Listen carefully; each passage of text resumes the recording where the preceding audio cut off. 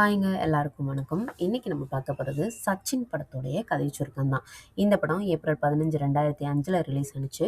Director John Mahendran, music director Devi Sri Prasad. இதில் நம்ம இளைய தளபதி விஜய் இருக்காரு. அதுக்கப்புறம் ஹீரோயின் ஜெனிலியா நடிச்சிருக்காங்க. காமெடி ஆக்டர் எப்பவும் போல் வைகை புயல் வடிவேலு நடிச்சிருக்காரு. அவருடைய காமெடிக்கு கொஞ்சம் கூட பஞ்சமில்லை. இந்த படத்தில் பயங்கரமான ஒரு காம்பினேஷன் விஜய் சாருக்கும் வடிவேல் சாருக்கும் பயங்கரமாக இருக்கும் காம்பினேஷன். இந்த படத்தில் வந்துட்டு ஹீரோயின் வந்துட்டு ஒரு காலேஜில் படிக்கிற மாதிரி காமிச்சிருப்பாங்க. அந்த காலேஜுக்கு வந்துட்டு வெளியூர்லேருந்து வந்திருப்பார் விஜய், வந்து படிச்சுட்ருப்பாரு. அப்போது ஜெனிலியா வந்து அந்த காலேஜில் இருப்பாங்க. இவங்க வந்துட்டு இந்த காலேஜே வந்துட்டு எல்லாருக்கும் வந்து அந்த ஷாலினி அப்படின்ற கேரக்டர் ரொம்ப பிடிக்கும். ஷாலினின்றது ஹீரோயினோட பேர் தான். எல்லாருக்கும் ரொம்ப பிடிக்கும். அழகாக இருப்பாங்க, க்யூட்டாக இருப்பாங்க. அந்த மாதிரிட்டு ஏதாவது ஒரு காலேஜ்னாலே யாராவது ஒரு பொண்ணு அழகாக இருக்காங்க அப்படின்னு சொல்லிட்டு பசங்க ஃபுல்லாக பின்னாடி சுற்றிட்டு தெரிவாங்க இல்லையா, அந்த மாதிரி ஒரு கேரக்டர் தான் இந்த ஜெனிலியா அவங்களுடைய கேரக்டர். விஜய் சார் வந்துட்டு அப்போ தான் அந்த காலேஜுக்கு வந்து வருவார். ஏன்னா வெளியூரில் படிச்சிருப்பாரு. இந்த காலேஜுக்கு வரும்போது பார்த்தீங்கன்னா வடிவேலு சார் இவர் இடையில வரும்போதே ஆக்சுவலாக ஷாலினி வந்து இடையில பார்த்துருப்பாரு. அவங்க படிக்கிறது வந்து ஊட்டின்னு நினைக்கிறேன். ஊட்டி கொடைக்கானல் ஏதோ ஒரு ஊரில் இருப்பாங்க, ஏதோ ஒரு காலேஜ். அப்போ இவர் வரும்போது பார்த்தீங்கன்னா ஷாலினி அதாவது பார்ப்பார், ஹீரோயின் வந்து பார்ப்பார். பார்த்தோன்னே இவருக்கு ரொம்ப பிடிச்சிருக்கும். அவங்க வந்து இந்த மலையில் வந்துட்டு ஷால் அப்படி பிடிச்சிட்டு அந்த மலைத்துளியை வந்து இப்படி கையில் இது பண்ணி பார்க்கட்டும், அந்த மாதிரி பார்த்துட்ருப்பாரு. நல்லா இருக்கே அப்படின்னு சொல்லிட்டு இப்படி பார்த்துட்டே இருப்பார் அந்த பொண்ணும் நல்லா இருக்கேன்னு. பார்த்தா காலேஜுக்கு போனால் அந்த பொண்ணு இருக்கும் பார்த்துக்கோங்க. அப்போ வடிவேல் சார் வந்து கொஞ்சம் ஃப்ரெண்ட் ஆயிடுவார் விஜய் சார் கூட.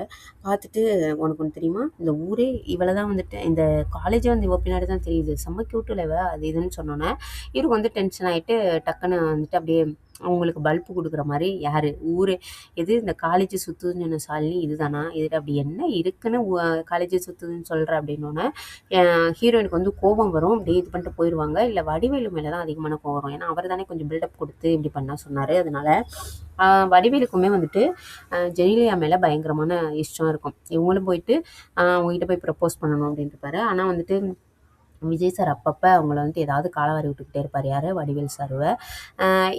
இந்த மாதிரி ஆக்சுவலாக அப்படி விஜய் சார் சொல்லிட்டார் இல்லையா, அவள்கிட்ட என்ன இருக்குன்னு லவ் பண்ணணும்னு சொல்கிற அப்படின்னு சொன்னோன்னே கோவத்தில் வந்து சப்புன்னு அரைஞ்சிட்டு போயிடுவாங்க. யாரோ வடிவேலு சார். அப்போ இவங்க போயிட்டு ஒரு ரெஸ்டாரண்ட்டில் போய் இருப்பாங்களா. அப்போ இவர் வடிவேல் போயிட்டு சாரி ஷாலினி, நான் வேறு மாதிரி சொன்னேன், அவன் தான் வந்து உன்னை இப்படி பண்ணிட்டான் அப்படின்ற மாதிரி சொல்லுவார். டக்குன்னு அவங்களும் வந்துட்டு சரி சரி நானும் கொஞ்சம் கோவப்பட்டுட்டேன் அப்படின்னு சொல்லிட்டு 2 பேரும் சமாதானம் ஆகிற மாதிரி காமிப்பாங்க. வடிவேல் சார் காம்பினேஷனில் வர காமெடிலாம் பயங்கரமாக இருக்குங்க. அவங்க இந்த பாலாஜி இருக்கார் இல்லையா, அவர் எல்லோரும் சேர்ந்து வர அந்த டீம் வந்துட்டு செம்மையாக இருக்கும். இவர் வடிவேல் சார் ஏதாவது ஒன்று விஜய் சார்கிட்ட சொல்லி அவள் அழகாக இருக்கான்னு சொல்லு, அப்படி இருக்கான்னு சொல்லி, இப்படி இருக்கான்னு சொல்லி, நான் அவளை நினச்சிக்கிட்டே இருக்கேன்னு சொல்லி போய் சொல்லிட்டு வரியா அப்படின்னு சொல்ல இவர் விஜய் சார் அனுப்பிவிடுவார். 2-3 பிட்டை போட்டு வாடா அப்படின்னு சொல்ல அவர் வந்துட்டு போயிட்டு என்னென்னா வடிவேல் சார் மேலே கோவம் வர்ற மாதிரி எதையாவது ஒன்று சொல்லிடுவார். அப்படின்னா நீங்கள் போட்டிருக்கிற ட்ரெஸ்ஸு மனிஷா கொய்ராலா போட்டிருந்தது தானே, சூப்பருங்க, க்யூட்டுங்க, வெரி நைஸுங்க அப்படின்னு சொல்லுவார். உடனே ஜெனிலியா வந்து ரொம்ப அப்படியே கூச்சப்பட்டு வைக்கப்படுற மாதிரி ஒரு இதில் கொண்டுருவாங்க. கடைசியில் நான் அவங்களுக்கு சொன்னேன், என்னது பீட்சா பர்கர் அது இதுன்னு தின்னுட்டு 5 அடி பீப்பா மாதிரி இருந்துட்டு உங்களுக்குலாம் இந்த ட்ரெஸ்ஸு தேவையா அப்படின்ட்டு அந்த ஐயாச்சாமி சொல்ல சொன்னாருங்கன்ட்டு ஓடிடுவார். கடைசியில் அவர் தான் அடி வாங்குவார். யாருன்னு பார்த்தா வடிவேலு. இந்த மாதிரி ஏதாவது ஒன்று வடிவேலு சாரை வம்பிழுத்திட்டே இருப்பார் விஜய் சார். இதில் இந்த படம் பார்க்குறதுக்கு வந்து எப்படின்னா காமெடி இருக்கும், விஜய் சாருக்கும் ஜெனிலியாவுக்கும் க்யூட்டாக குட்டி குட்டி சண்டைகள் இருக்கும். அந்த மாதிரி பார்க்கும்போது நல்லா இருக்குங்க. இந்த படம் பார்த்து முடிக்கிற வரைக்கும் நம்மளுக்கு ஒரு போர் அடிக்கிற ஃபீலிங்கே வராது. அப்படியே ஸ்மூத்தாக படம் பயங்கரமாக போய்கிட்டு இருக்கும்.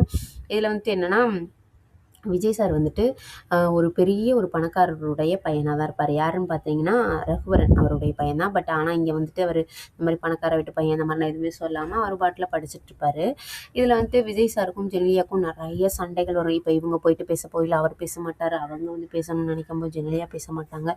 இப்படி மாதிரி சின்ன சின்ன சண்டைகள் வந்துக்கிட்டே இருக்கும். ஆனால் கடைசியில் பார்த்தீங்கன்னா ஜெனிலியா வந்துட்டு அவர்கிட்ட ப்ரப்போஸ் பண்ணணும் அப்படின்னு நினச்சி போகும்போது கரெக்டாக ரகுவரன் சார் வந்துட்டு கார் கொண்டுட்டு வந்துட்டுருப்பாரு. அப்போ வந்துட்டு இந்த மாதிரி கேட்பாரு, சச்சின் இருக்கானா, எங்கே இருக்காருன்னு தெரியுமாமா அப்படின்னு சொல்லி கேட்கும்போது, நீங்கள் யார் அப்படின்னு கேட்கும்போது, நான் அந்த மாதிரி அவருடைய அப்பா தான் அப்படின்னு சொல்லிட்டு அவருடைய டீட்டெயில் ஃபுல்லாக சொன்னோன்னா இவங்களுக்கு ஒரு மாதிரி ஆயிரும். ஓகே, நம்ம இப்போ போய் ப்ரப்போஸ் பண்ணோன்னா தன்னோட அப்பா வந்து பணக்காரராக இருக்காரு, அதை தெரிஞ்சதுக்கப்புறம் தான் வந்து ப்ரப்போஸ் பண்ணுறா அப்படின்ற மாதிரி நினச்சிடுவாருன்னு இவங்க வந்து ப்ரப்போஸ் பண்ணாமல் போயிடுவாங்க.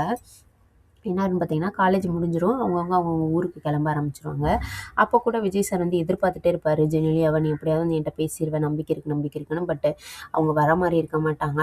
உடனே இவரும் ஏர்போர்ட் போயிருவாரு. போயிட்டு உட்காந்துருப்பாரு ரொம்ப ஃபீலிங்கா. பார்த்தா ஜெனிலியா அங்கே வந்துருவாங்க. இவருக்கு தெரிஞ்சிரும் அங்க தான் இருக்காங்க அப்படின்னு சொல்லிட்டு, அப்போ டக்குன்னு ஒரு தூண் பின்னாடி போய் ஒளிஞ்சுப்பாங்க. ஒளிஞ்சுட்டு சொல்லுவாங்க, "இங்க பாரு, நான் ஒன்னும் உங்க அப்பா பணக்காரரா இருக்காரு அப்படின்லாம் நினைச்சு ஒன்னும் உன்ட்ட வந்து நான் உன்ட்ட பேச வரல." அப்படி இப்படின்னு சொல்லி பேசுவாங்க. இவர் குடுக்குற ரியாக்ஷன் தாங்க இந்த படத்துல பயங்கரமா இருக்கும். விஜய் சார் வந்துட்டு ஒரு மாரி கியூட்டா ரியாக்ட் பண்ணுவாரு. சிரிக்கிறதா இருக்கட்டும், இந்த நக்கல் பண்றதா இருக்கட்டும், ஏதோ அவர் கூடவே அந்த ரியாக்ஷன்ஸ்லாம் பறந்து வந்தது மாரி அவ்வளோ ஒரு சூப்பரா இருக்கும் பார்க்கறக்கு. கடைசில ஹீரோ, ஹீரோயின்ஸ் ஒண்ணு சேர்ந்த மாரி இந்த படத்துல காமிச்சிருப்பாங்க.